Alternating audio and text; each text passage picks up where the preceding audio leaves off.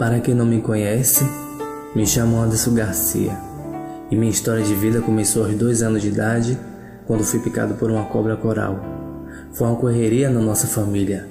Minha avó era mãe de santo do candomblé, minha mãe e meu pai eram evangélicos. Então fica a pergunta: a quem recorrer nesse momento? Porque todos sabem que cobra coral é bastante venenosa. Minha avó com seus rituais e minha mãe com meu pai firme em oração junto com toda a igreja batista da minha cidade. Quando meus pais receberam a notícia que nada havia acontecido comigo, que nem parecia que fui picado por uma serpente venenosa, milagre de Deus em minha vida havia acontecido. Mas eu, por ser uma criança com apenas 2 anos de idade, não imaginava que Satanás já estava planejando uma maneira de destruir a nossa família. Os anos foram se passando e hoje Deus me fez recordar de toda a minha infância. Com 10 anos de idade eu já ajudava minha avó, era bastante unido com ela, um carinho enorme. Eu admirava o que ela fazia, eu que limpava aquelas imagens. Ela só confiava em 2 pessoas para entrar naquele quarto, que ficava do lado de fora da sua casa, eu e minha tia Dete. E um dia, limpando aquelas imagens, minha avó estava acendendo as velas e recordo em abrir um baú, onde a mesma guardava roupas e outras coisas pessoais. E ao abrir aquele baú, encontrei uma cobra de vidro e verde, e fiquei admirando pela beleza. Ela tomou da minha mão imediatamente e colocou na estante da sua casa, onde ficou por muitos anos.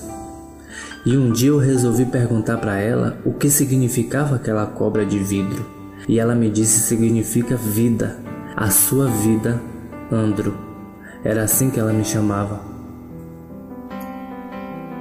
Quando você estava com 2 anos de idade, você foi picado por uma cobra muito venenosa e imediatamente eu fiz uma promessa com o Xumaré: se você voltasse com vida, eu, todo ano em minha obrigação, ele seria o primeiro a comer na minha casa. E essa cobra de vidro é para eu não esquecer nunca do pacto que foi feito. Para quem não conhece, o Xumaré no candomblé é uma cobra que 6 meses vira cobra e 6 meses vira homem.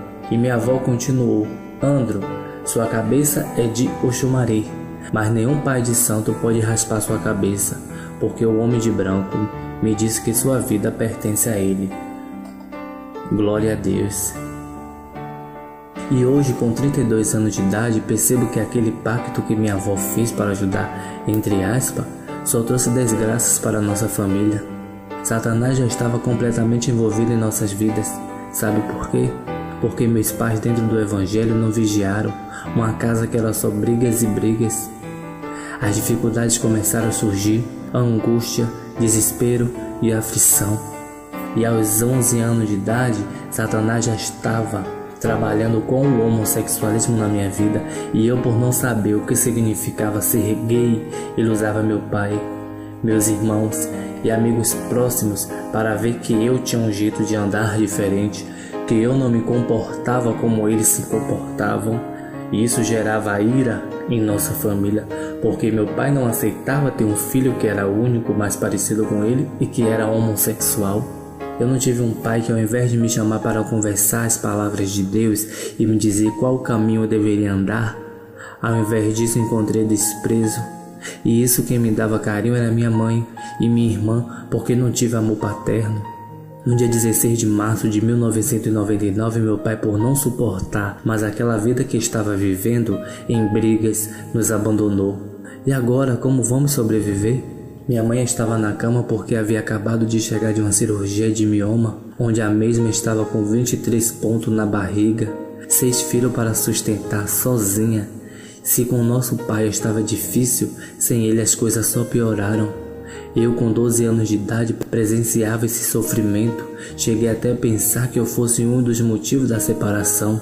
E Satanás estava só iniciando a jogar completamente toda a nossa família na lama. Irmãos envolvidos nas drogas, porque não suportava ver o sofrimento da nossa mãe e todos passando fome. Havia dia que a única maneira de sobreviver era cozinhar banana verde, e chegava dia que minha mãe, mesmo doente, ficava na porta da prefeitura pedindo, se humilhando por um pacote de macarrão para só assim fazer mingau e sem açúcar para nos sustentar. Minha mãe se afastou do evangelho e foi morar no Rio de Janeiro. Os anos passaram e com 13 anos de idade já estava envolvido completamente no homossexualismo. Satanás colocou uma máscara em meu rosto que a todo momento, ao me olhar no espelho, me deparava com uma mulher. As aulas se iniciavam e eu já imaginava estudar, porque eu era o motivo de gritaria na sala de aula. Eu chorava e pedia para a professora que me liberasse sempre mais cedo, porque no final da aula era pedradas, gritaria no meio da rua, uma vida de prisão, como se estivesse em meio às tribulações, mas não pudesse sair. Sabe por quê? Porque o sofrimento estava só se iniciando e Satanás já estava completamente envolvido na minha vida. Na mesma escola havia outros homossexuais e não era a mesma coisa que eu. Todos os respeitavam e eu queria aquele respeito também. Queria saber por que com eles ninguém fazia essas gritarias. Então me aproximei deles e ficamos amigos. Foi onde eu descobri que todos faziam parte do candomblé. E naquele tempo o pessoal tinha medo de pessoas que eram do candomblé. E isso me fez a querer participar também para ter esse respeito. Mas todas as vezes que eu pensava em entrar ou participar, Deus sempre estava prestes a me retirar de lá. Eu mesmo, em meio a tribulações na minha vida, sabia que Deus estava comigo, porque sempre me lembrava do homem de branco que minha avó havia dito, mas não acreditava na minha salvação. Um dia, com 16 anos de idade, eu estava em um terreiro de candomblé prestes a servir a eles, com tudo comprado e doados para ser recolhido, como eles dizem. Eu estava se organizando quando minha avó chegou de repente e disse: "Ninguém aqui é doido de colocar meu neto nessa vida, nessa prisão." Eu chorava bastante e dizia: "Ela é mãe de santo e não quer que eu participe também." E não conseguia entender por quê. Resolvi conversar com minha avó em uma tarde onde eu estava morando sozinho em Salbara, porque minha mãe e meus irmãos já estavam no Rio de Janeiro. E lembro como se fosse hoje a cada palavra que ela me dizia: "Andro, meu neto que amo, você tem um dom que eu não sei dizer, os búzios não conseguem dizer. O candomblé, quem está fora não entre, porque quem está dentro não sai. Não quero ninguém da minha família nesse meio. Vai embora encontrar sua família no Rio de Janeiro. Eu recebi hoje minha aposentadoria e te ajudo na passagem. A gente, meu neto, só se dá bem na cidade dos outros." E assim resolvi ir embora. Quando cheguei no Rio de Janeiro, vivi momentos de alegrias. Conheci pessoas importantes e famosas. Para mim, tudo aquilo era novidade. O mais impressionante era que todos que passavam por mim tinham carinho. Tive de tudo na minha vida e não tive do que reclamar. Deus me deu uma vida que eu não soube valorizar. Mas mesmo assim, a todo momento, Ele estava ao meu lado. Resolvi voltar para a Bahia para mostrar para todos que eu estava por cima da carne seca, como disse o ditado. E por minha surpresa, quem estava na cidade era meu pai. 10 anos depois sem vê-lo, mas o egoísmo tomou conta de mim porque eu queria que ele me visse, que eu estava bem, que aquele menino que ele deixou e humilhou por ser homossexual se transformou em uma mulher. Mas através da minha avó se aproximamos, ele me pediu desculpa e disse que havia mudado, que hoje ele tinha outra forma de pensar e de agir, e nos tornamos amigos. E o tempo se passando, resolvi retornar ao Rio de Janeiro e encontrei uma cigana que era evangélica, e eu brinquei com ela e disse quanto é para ler a minha mão. E ela me respondeu: "O Deus que eu sirvo, ele não precisa ler mão para dizer a você que ele vai mudar a sua história de vida. O Deus que eu sirvo, ele manda te dizer que você vai perder tudo o que você tem, e só assim ele vai te levantar e te dizer que ele é o Senhor e te dá o que é de valor." Eu no momento ri e disse: "Ele vai ter que me aceitar do jeito que eu sou. Já estão fazendo até cigana evangélica? Em que mundos estamos, hein?" E saí rindo. E nesse retorno ao Rio de Janeiro, conheci bastante pessoas famosas E foi onde conheci a atriz Norma Bengel, onde trabalhei como acompanhante da mesma, ganhava super bem, tinha minha vida estabilizada, morava na favela da Rocinha, mas sempre muito bem querido por todos, em uma casa que colocava inveja em qualquer pessoa. E foi nesse mesmo tempo que eu conheci os caminhos das drogas. Meu dinheiro era todo para as drogas. Me aviciei, as dívidas foram chegando, sem dinheiro para pagar aluguel, porque toda a grana que eu pegava era para curtição. E cheguei ao ponto de querer sair do trabalho porque não estava mais suportando nada, na minha vida. E junto com um amigo chamado Hilson, saímos e eu dizia para ele que eu estava querendo fugir, sair dessa vida, sair pelo mundo. E quando estávamos andando, encontramos uma senhora que estava saindo da igreja Assembleia de Deus e nos seguiu. E ela me olhou e disse: o que você precisar de mim, pode bater na minha porta. Faça tudo o que seu coração mandar. Deus manda te dizer que Ele estará junto de você, mesmo as tribulações, e Ele vai te levar onde você menos imagina. E eu saí dizendo: já não basta uma cigana, agora uma velha. Nesse mesmo momento resolvi ir para as ruas do Rio, junto com esse meu amigo do lado, usando bastante drogas, dormindo debaixo da ponte, porque na verdade eu achava que não existia solução para minha vida. Eu sempre vendo homens e mulheres felizes e eu queria ser diferente, mas não conseguia. Todos aqueles que falavam ser meus amigos porque do dinheiro se afastaram. Não me ergueu a mão quando eu mais estava precisando. Apenas esse Hilson que esteve passando a cada segundo do meu lado. E encontrei uma delegada que também era evangélica e ela me disse: você é tão bonito, eu vou te ajudar, vou te dar comida e vou encaminhar você para um centro de recuperação da minha igreja. Uma esperança naquele momento surgiu na minha vida. Percebi que uma luz se acendeu. Ela me colocou em um carro com destino a esse centro de recuperação e quando eu estava no meio a caminho, o motorista disse: vou ter que colocar vocês em uma van que também está indo para lá. E de repente surge essa van e leva todos nós para um abrigo em Paciência com o nome Rio Acolhedor, um lugar que só tinha moradores de rua. E quando entramos, meu amigo disse para mim: nem tenho que voltar, eu tenho a minha vida e tenho fé que você vai vencer e vai conseguir chegar muito longe, e um dia vamos relembrar tudo isso que passamos. E foi embora.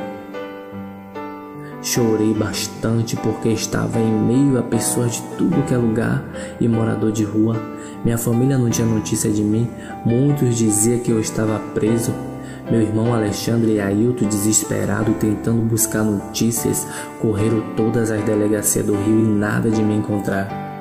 Nem eu mesmo sabia exatamente o endereço que eu estava. Meu amigo não conseguia voltar por endereço nem para me visitar, porque Deus fez ele esquecer.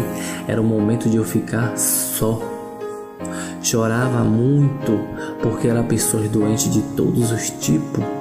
Eu disse: meu Deus, onde eu vim parar? Eu estava em um quarto de número 1 com 45 travestis de rua. A falta de dinheiro estava me sufocando. Foi onde eu resolvi ir para as ruas, me prostituir e roubar para manter a vida das drogas.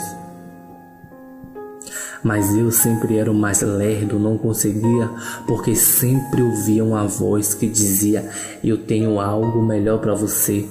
Em uma noite na Avenida Brasil, estava com mais 5 travestis e não demorou 5 minutos que chegamos lá. E de repente aquelas travestis gritam, corre ou vamos morrer. E eu, sem saber o que estava acontecendo, corri, claro, para não morrer. Quando chegamos na linha do trem, eu perguntei por que corremos, acabamos de chegar, o que houve?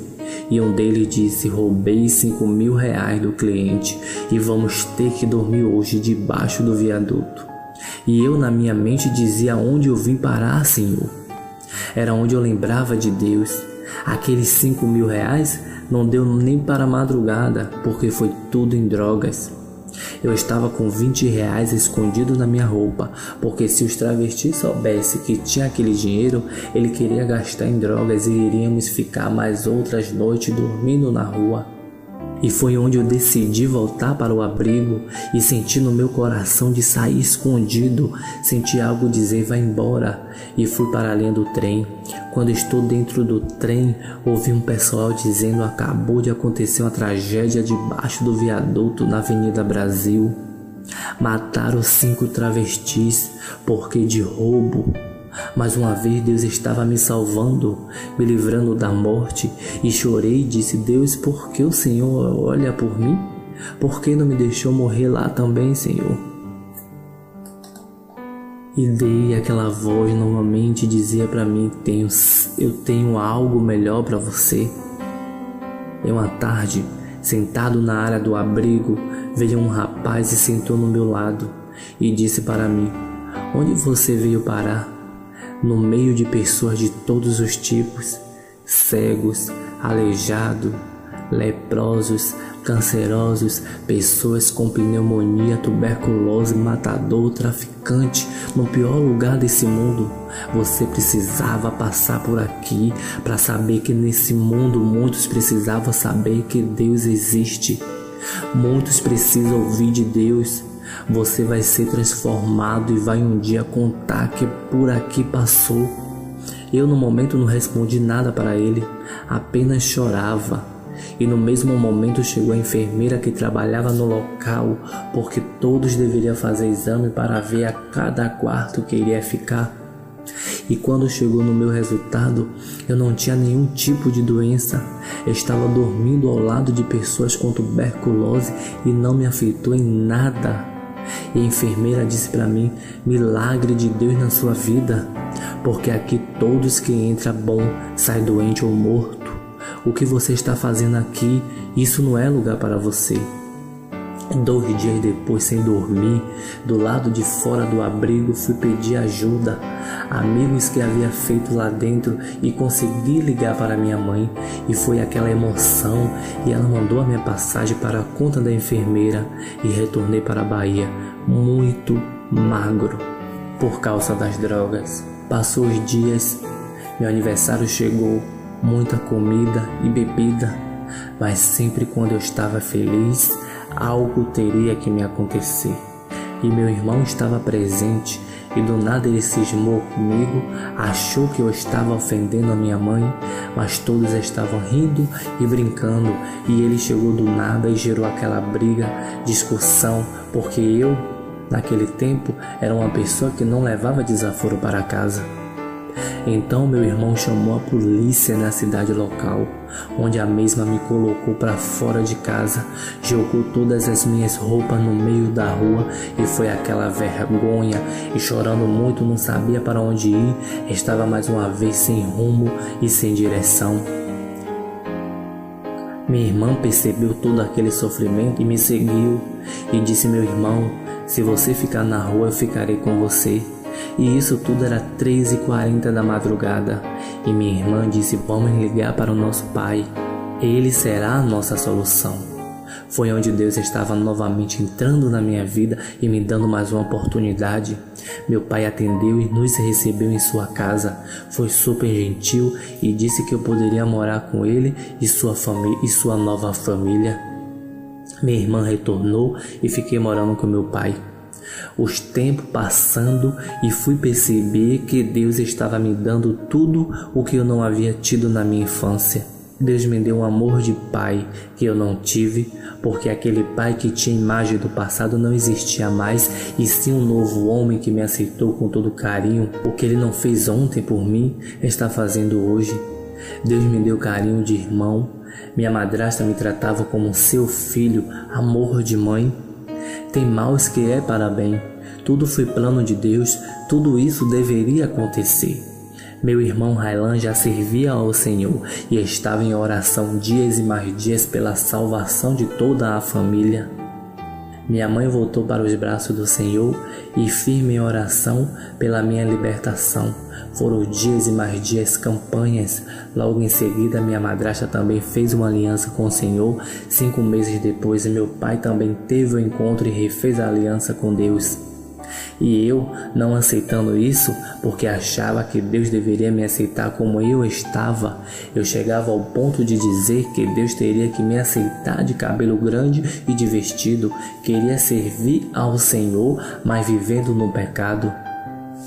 Resolvi alugar uma casa, Deus estava me incomodando, eu precisava de mais um tempo sozinho, curtição, drogas e mais drogas sem limites, mas nas madrugadas era lágrimas e mais lágrimas, não estava suportando mais aquele sofrimento. E um dia, sentado na frente do computador, passou um vídeo onde o mesmo relatava a história de uma amiga chamada Marciene da minha cidade de Salbara, onde ela falava de Deus com tanto amor, e no mesmo dia entrei em contato com ela e ela me enviava mensagem de conforto pelo WhatsApp, mensagem que me preenchia naquele momento que só Deus sabia o que estava passando. E em uma madrugada eu gritei a Deus: Senhor, faz comigo, faz na minha vida o mesmo que o Senhor fez na vida de Marciene, aquela pessoa que eu conheci, curti, bebi e hoje é sua servidora. Será que tem jeito para minha vida? Os dias se passando e nada de mudar na minha vida. E eu já blasfemava contra Deus.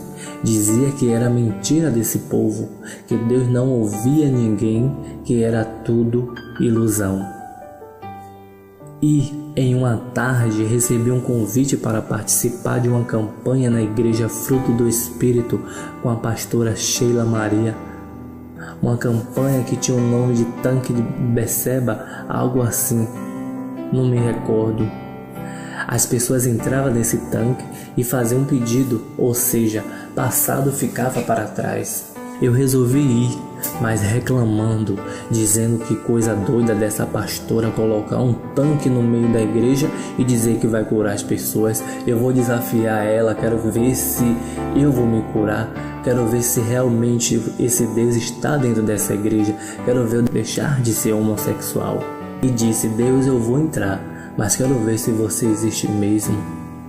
E quando estava saindo, desisti de entrar. E de repente uma mão me segurou na porta da igreja e sussurrou bem baixo no meu ouvido: está com medo?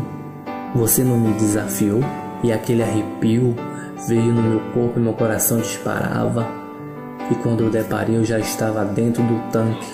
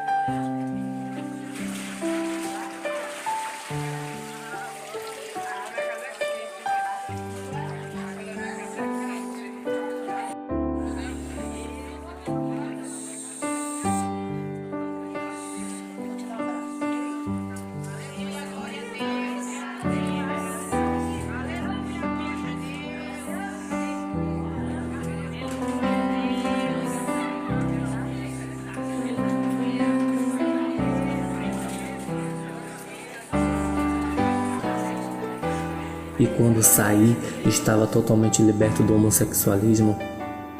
Não sentia mais nada por pessoa do mesmo sexo que eu, mas continuei com as vestes de mulher e usando drogas. E no dia 25 de dezembro, Deus preparou todo o momento, apenas eu e Ele.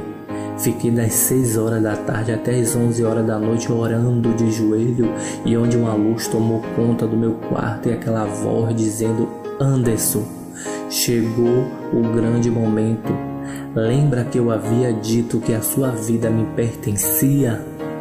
A partir de hoje, estou lavando suas vestes, estou tirando sua máscara. Levanta-te, filho meu, erga a cabeça, porque sua hora chegou. Preciso de você e tenho pressa. Hoje você está nascendo para a vida. Hoje você é reconhecido pelo seu nome. Mas agora, assim diz o Senhor que te criou: não temas, porque eu te remi. Chamei-te pelo teu nome, tu és meu. Quando passares pelas águas, estarei contigo. Quando passares pelo fogo, não te queimarás, nem a chama arderá em ti. Não temas, porque eu estou contigo. Eu não conseguia parar de chorar porque era uma emoção tão grande, uma libertação, como se eu estivesse preso em uma corda e naquele momento Deus tivesse cortado aquele nó. Senti uma paz interior, mas ainda Ele queria ouvir da minha boca que eu o aceitava como o meu Salvador. E no mesmo momento eu gritei bem alto: Pai, eu sou seu. Senhor, eu renuncio tudo por ti. Eu quero te servir para o resto da minha vida. E no mesmo momento ele pediu para eu ir ao espelho. Quando deparei com um monstro, com um rosto que não era meu, um cabelo que não era meu, Deus havia arrancado aquela máscara que estava me cegando para a vida. Tomei pavor daquelas roupas e até hoje, ao ver as fotos, não consigo acreditar que eu fazia tal prática e tal coisas. Sumiu por completo todos os vícios de drogas e bebidas. Deus trabalhou por completo na minha vida. Ele não foi fazendo por etapas, e sim por completo. Satanás, ainda furioso por saber que ele tinha perdido, e em uma noite tive um sonho onde o mesmo em minha frente me falava que iria morder meu corpo por completo e deixar com uma enfermidade muito grande. E os dias foram passando, meu corpo surgiu umas lepras, manchas que não podia ao menos tomar banho, porque era dor de dia à noite, como se alguém realmente tivesse me mordendo. Foram 3 meses de lágrimas, mas continuei firme, porque a todo momento Deus me falava que Ele me chamou e garantia a minha vitória. E foi onde mais uma vez na igreja Fruto do Espírito teve mais uma campanha, a queda do gigante. E quando eu vi aquele saco cheio de pedrinhas amarelas, eu na hora disse: Jesus, para que tanta campanha nessa igreja? E ao mesmo tempo uma voz mandava eu pegar aquele envelope. Levantei e disse: peguei minha vitória, Senhor. Chegando em casa, orando e jogando aquelas pedras em cima da minha mão e dizendo: do mesmo jeito, Senhor, que Davi derrubou um gigante com aquela pedra, eu derrubo Satanás por completo da minha vida e profetizo a minha cura em nome de Jesus. E no dia seguinte eu estava completamente curado. A pele estava voltando ao normal e melhor, com mão de homem de verdade. Eu era uma pessoa que era totalmente contra as campanhas nas igrejas, e Deus fez milagres na minha vida através das campanhas. Vemos muitas passagens na Bíblia onde o povo de Deus fazendo campanha para atingir um objetivo. Vemos Josué fazendo uma campanha para uma conquista de um território, uma cidade chamada Jericó. Está em Josué capítulo 6, versículo 3 ao 27. Naamã, para ser curada da lepra, recebeu um chamado do profeta Eliseu para fazer uma campanha no Rio Jordão, onde o mesmo teria que mergulhar 7 vezes nele. Daniel e Esté fizeram campanha de jejum. Os apóstolos faziam campanhas para receber as coletas. 1 Coríntios 16, do 1 ao 4.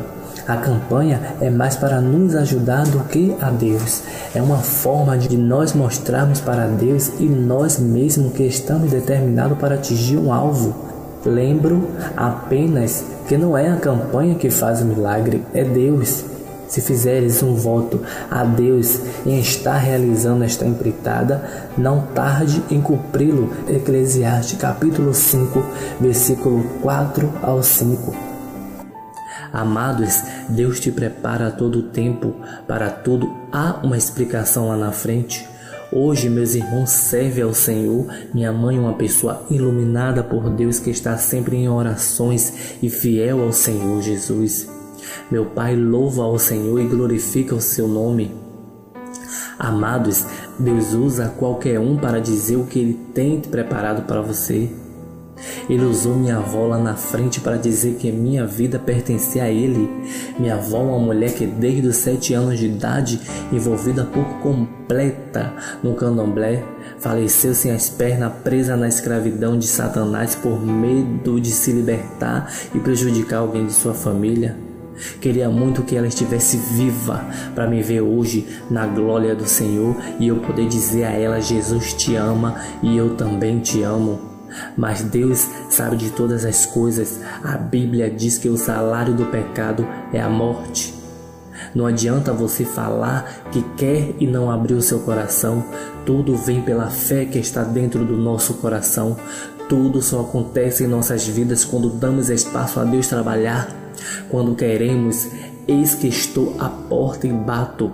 Se alguém ouvir a minha voz e abrir a porta, entrarei em sua casa e cearei com ele e ele comigo. Apocalipse 3:20. Eu digo a vocês, meus irmãos, continue firme em oração pelos seus, porque a oração tem poder. Deus escuta e pode demorar, mas Ele está trabalhando da melhor forma na sua vida e na vida dos seus. O Espírito do Senhor está sobre mim, porque Ele me ungiu para pregar boas novas aos pobres. Ele me enviou para proclamar liberdade aos presos e recuperação da vista aos cegos, para libertar os oprimidos. Quantas oportunidades já não foram desperdiçadas por tantas pessoas nesse momento? Oportunidade de escolhas que poderiam fazer diferença no agora ou no futuro. Quantas oportunidades não foram colocadas em segundo plano por conta de orgulho, de poder e posição? Quantos que neste momento dariam tudo se pudesse voltar no tempo em face de não aproveitar as oportunidades que foram colocadas à disposição? Muitas oportunidades são únicas. Isaías nos exorta a buscá-lo enquanto podemos achá-lo, enquanto ele está próximo. Quanto mais tempo passar, mais difícil será voltar para ele. Busque a Deus agora enquanto pode fazê-lo, antes que seja tarde demais. A Escritura Sagrada diz: e conhecereis a verdade, e a verdade vos libertará. As oportunidades que temos hoje podem não estar disponíveis no futuro, e isso é uma das coisas que muitas pessoas acabam não levando em conta. Não perca a oportunidade de Deus na sua vida. Hoje é o tempo da oportunidade da salvação, de buscar ao Senhor e de liberdade. Aproveite-te enquanto há tempo, pois amanhã pode ser tarde demais. Aproveite, não deixe para amanhã o que se pode fazer hoje. Você tem o direito de escolher qual caminho seguir para a sua vida. Porém, as consequências são os resultados de suas escolhas. Só não tem o direito de escolher as consequências das suas escolhas. Eu digo a vocês, a oração tem poder, nunca desista dos seus. Continue firme, orando, jejuando e buscando, porque tenho a plena certeza que Deus tem ouvido. O primeiro passo para experimentar a transformação é aceitar Jesus como o Senhor e Salvador. Quando você reconhece e confessa seus pecados e pede a Jesus para entrar na sua vida, você passa a ser um filho de Deus. Essa é a transformação mais poderosa. Em vez de passar uma eternidade longe de Deus, você vai louvar a Deus no céu para sempre. Apesar de Deus ser todo-poderoso, Ele nunca vai forçar você a mudar. Para você mudar, você tem que permitir que Ele trabalhe em você. Por vezes a transformação vai doer. Deus vai querer trabalhar em parte delicada da tua vida. Mas se você deixar Deus operar, certamente experimentarás grandes coisas que Ele tem para a tua vida. A transformação é essencial na vida do ser humano. Devemos todos buscar ser transformados e melhorar nas várias áreas das nossas vidas. Mas a maior e mais importante transformação só pode ser feita por Deus. Não se amoldem ao padrão deste mundo, mas transformem-se pela renovação da sua mente, para que sejam capazes de experimentar e comprovar a boa e agradável e perfeita vontade de Deus. Romanos 12, versos 2. Tenham todos uma excelente noite, um excelente dia, fiquem todos na paz. Se apegue firme em Deus, porque só Deus é capaz de transformar, é capaz de fazer o impossível se tornar possível. Nós vamos cantar essa canção acreditando que o nosso Deus pode realizar grandes coisas em nossa vida, se nós a Ele pedirmos e orarmos com fé.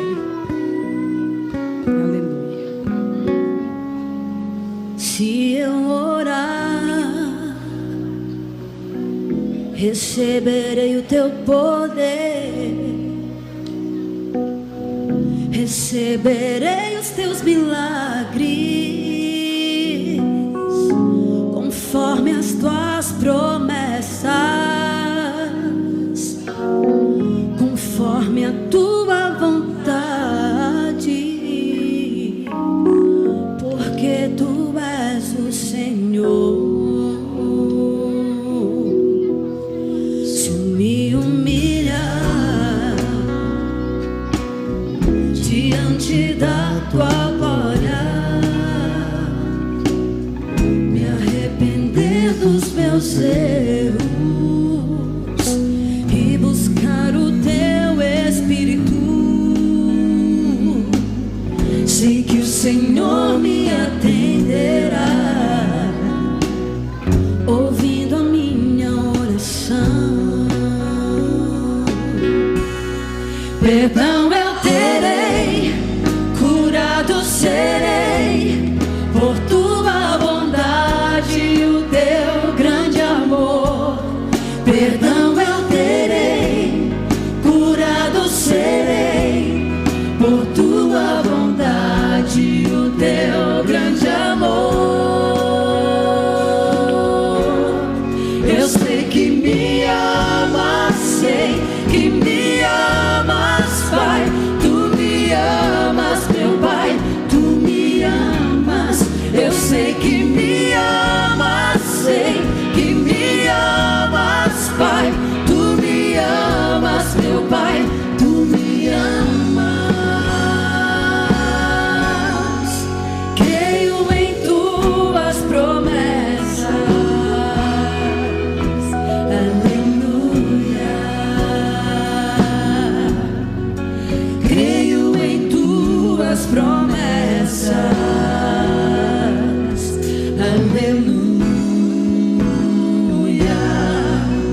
Perdão eu terei, curado serei, por tua